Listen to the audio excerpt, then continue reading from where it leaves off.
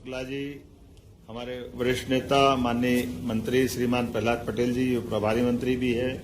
इस अवसर पर हमारे माननीय मंत्री पर्यटन धर्मेंद्र सिंह लोधी जी, माननीय गुप्ता जी, इस अवसर पर सभी अधिकारीगण और आप सब, हम सब, जैसा हमारी सरकार का गठन के बाद ही ये लगातार प्रयास है कि हर क्षेत्र के अंदर हमारी अपने युवाओं के लिए, महिलाओं के लिए, गरीबों के लिए, किसानों के लिए रोजगार के अवसर प्राप्त हों, उनकी उपज का ठीक लाभ मिले। हमारी प्रॉपर्टियां और खास करके ये जो प्राकृतिक संपदा हमारे पास है, हेरिटेज संपदा हमारे पास है, जैसे यूनेस्को की 62 प्रॉपर्टी देश भर में है, उसमें से 18 प्रॉपर्टी अकेले मध्य प्रदेश के अंदर है। मध्य प्रदेश में 247 से ज्यादा नदियां, प्राकृतिक जंगल भी हमारी 1/3 की स्थिति में है और हमारी वन्य जीवों की संपदा भी कई मामलों में पूरे देश में सबसे ज्यादा है। ऐसे में हमने अपने पर्यटन के सभी क्षेत्रों में समान रूप से एक एक करके कदम बढ़ाए और भारत सरकार के माध्यम से भी लगातार हमारा पर्यटन विकास निगम, पर्यटन मंत्रालय एक के बाद एक उपलब्धियां हासिल करता जा रहा है। जैसा कि उल्लेखनीय कुछ आंकड़े आज हमने अपने इस रीजनल इंडस्ट्री कॉन्क्लेव में हमने प्रयास किया है कि एग्रीकल्चर के सेक्टर में, जैसे बीते दिनों नरसिंहपुर में हमने अपनी वहां के उद्योग व्यवसाय से जुड़े हुए लोगों के लिए एक इंडस्ट्री कॉन्क्लेव फूड प्रोसेसिंग की दृष्टि से, कृषि उत्पादों को बढ़ावा देने की दृष्टि से की थी। उसी सिलसिले में बीते समय मंदसौर में, सीतामऊ में ये क्रमशः करते हुए उसके सेक्टर के साथ साथ हमारी अपनी आज टूरिज्म के दृष्टि से रीवा में इंडस्ट्री कॉन्क्लेव हुई है। रीवा में बीते साल अक्टूबर में भी हमने एक रीजनल इंडस्ट्री कॉन्क्लेव की थी, जिसमें लगभग 31,000 करोड़ के प्रस्ताव तब मिले थे। अधिकांश प्रस्तावों में हम अपने मैदानी हकीकत में उतारते हुए उस पर भी ठोस कदम बढ़ाते जा रहे हैं। अब रीवा, सतना, सीधी, शहडोल, अनूपपुर, उमरिया ये अपने इंडस्ट्रियलाइजेशन की दिशा में भी पहचान बना रहे हैं और पर्यटन की दृष्टि से भी इनकी अपनी महत्ता है। इस नाते से एक के बाद एक सतना और रीवा में हवाई यातायात की सुविधा भी सरकार के माध्यम से, माननीय मोदी जी के आशीर्वाद से और हमारी सरकारों के प्रयास से ये लागू हुई है।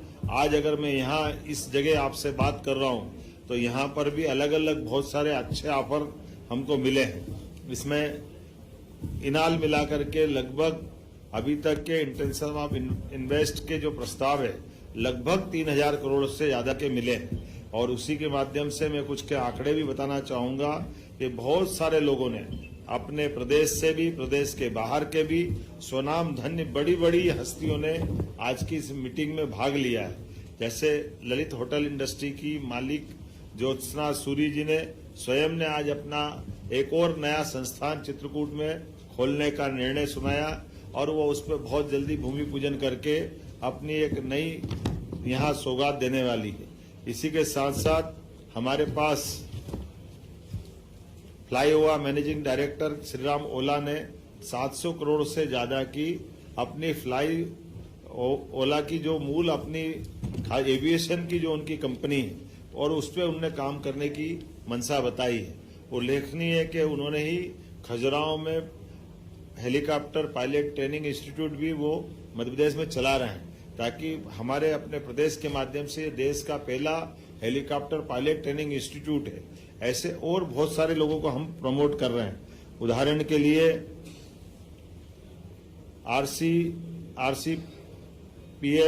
प्लस विंध्य प्राइवेट द्वारा 500 करोड़ के निवेश श्री दिव्यांश सिंह बघेल ने करने की इच्छा आज हमारे सामने जताते हुए एमओयू किया है।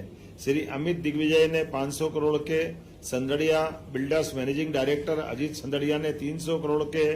इसके अतिरिक्त हमारे जो फॉरेस्ट और फॉरेस्ट में भी अलग अलग प्रकार के, तो जंगल कैंप इंडिया के गजेंद्र सिंह राठौड़ ने 150 करोड़ के, गौरव प्रताप सिंह जी और पुष्प प्रताप सिंह जी ने 100 करोड़ के, Rajasthan fort and palace managing director Shri Manvendra Singh Shekhawat ने हेरिटेज प्रॉपर्टी को विकसित करने के लिए 100 करोड़ के प्रस्ताव आज हमको दिए हैं। इको पार्क के अनुज और विजय तिवारी जी ने 80 करोड़ के, तथास्तु रिसोर्ट्स के श्री अनिल अग्रवाल जी, जो ऑलरेडी हमारे पास अलग अलग कई जगह काम कर रहे हैं, उन्होंने भी नए प्रस्ताव 150 करोड़ के हमको इस अंचल में काम करने के दिए हैं। श्री सिद्धार्थ सिंह तोमर, श्री सिद्धि विनायक कंस्ट्रक्शन के वैभव कौरव जी, श्री कैलाश फुलवानी जी, ऐसे बहुत सारे लोगों ने सब मिलाकर के लगभग 3000 करोड़ के निवेश के प्रस्ताव आज इसके रीजनल इंडस्ट्री कॉन्क्लेव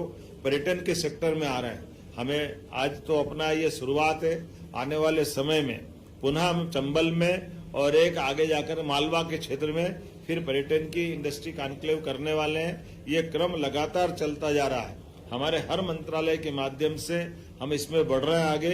इसमें खास करके रूरल इंडस्ट्री भी, हमारा रूरल टूरिज्म भी बढ़ रहा है, जिसमें होम स्टे के माध्यम से हमारे ग्रामीण पंचायत मंत्री जी यहाँ बैठे हैं और हमारे बाकी विभाग मिला करके इसका तालमेल करते हुए पूरे देश में सबसे तेजी से होम स्टे अगर कहीं हो रहा है तो हमारे प्रदेश के अंदर हो रहा है, जिसमें अपने प्राकृतिक आवास के साथ पर्यटकों को संभालते हुए ग्रामीण जनजीवन में भी उनकी मदद हो रही है और पर्यटकों को भी आनंद आ रहा है। हमारे पास ये जो इतना बड़ा सेक्टर है, जिस सेक्टर को हम धीरे धीरे करके आगे के साथ मिलाते हुए कदम से कदम मिलते हुए, जैसे टूरिज्म और हेल्थ टूरिज्म और एविएशन, ऐसे अलग अलग सेक्टर को जोड़ते हुए भी आगे बढ़ रहे हैं। मुझे पूरा भरोसा है आने वाले समय में इसी प्रकार के निवेश के कार्यक्रम चलाते हुए राज्य को समृद्ध करेंगे।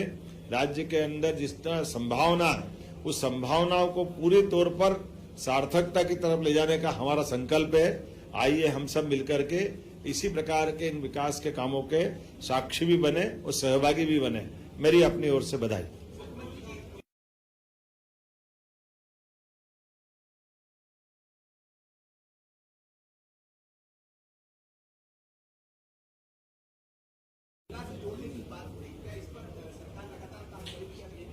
बिल्कुल, अभी आपकी जानकारी के लिए बता दें कि हमने पिछली बार सिंगल इंजन का हेलीकॉप्टर सर्विसेज चालू किया था, उसका डबल इंजन का टेंडर कराया है। इसी महीने के साथ हमारे धार्मिक पर्यटन के भी और बाकी केंद्र पे भी पर्यटन की दृष्टि से हेलीकॉप्टर सर्विसेज भी चालू कर रहे हैं, जिसके आधार पर हमारे यहाँ चूंकि भौगोलिक दृष्टि से मध्य प्रदेश बहुत बड़ा है, ऐसे में पर्यटकों का समय बचे और अधिक से अधिक स्थान पर वो जा सके। जैसे आपकी जानकारी के पीएम श्री एयर एम्बुलेंस की सुविधा भी हमने दी है और उसी प्रकार से पीएमसी एयरलाइन का भी हमने प्रारंभ किया है। तो इसके माध्यम से सिंगरौली, रीवा, जबलपुर, ये डेली कनेक्टिविटी हमारी पर्यटन की विमान सेवा से मिल रही है।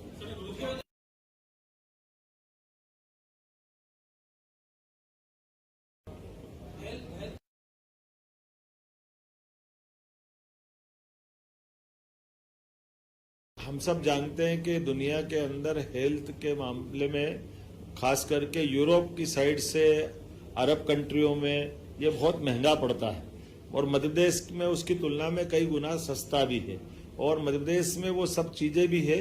तो भविष्य की दृष्टि से टूरिज्म का एक सेक्टर हेल्थ टूरिज्म भी होता है और जब से माननीय प्रधानमंत्री जी ने 5 लाख का आयुष्मान और बाकी चीजें चालू की है तो इसका स्कोप और बढ़ गया है। तो हम इस सेक्टर को पर्याप्त ध्यान दे करके हेल्थ टूरिज्म को भी, और हेल्थ टूरिज्म न केवल एलोपैथिक, इसमें नेचुरोपैथी, आयुर्वेदिक, इसमें बहुत बड़ी संभावना है। केरल में वेलनेस के माध्यम से बहुत अच्छे से चल रहे हैं, हम भी हमारे राज्य में प्रयास कर रहे हैं। इसलिए 13 आयुर्वेदिक कॉलेज भी हम खोल रहे हैं जो वेलनेस सेंटर के नाते से काम करेंगे।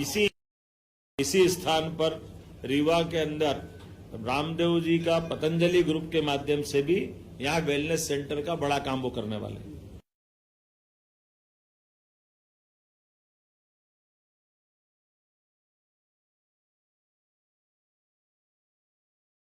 जी, पर्यटन की आप बात करो तो ज्यादा बेहतर रहेगा, मैं उसके को तैयार हूं।